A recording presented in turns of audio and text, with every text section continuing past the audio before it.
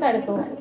पण लोकांचा समज काय असतो माहितीये, अरे ही तर एवढी देवाची देव करतात, भक्ती करतात, आणि हे काय त्यांच्या मागे लचाड लागलंय. बरोबर ना?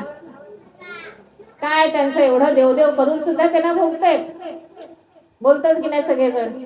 पण तसं नसतं. ते भोग म्हणजे काय असतं माहितीये, जेव्हा परमेश्वर प्राप्तीची ओढ लागते, वाक्य नीट आहे का, जेव्हा परमेश्वर प्राप्तीची ओढ लागते तेव्हा परमेश्वर काय करतो माहितीये, त्याच्या आयुष्यात असलेली सगळी पापकर्म असतात ना, ती सगळी पहिली आणतो. मागच्या संचित कर्माची जी पापकर्म असतात ती सगळ्यात पहिली पुढे आणतो, ती त्याला भोगायला लावतो. ती भोगून संपल्यानंतरच त्याचं पुण्यकर्म चालू करतो.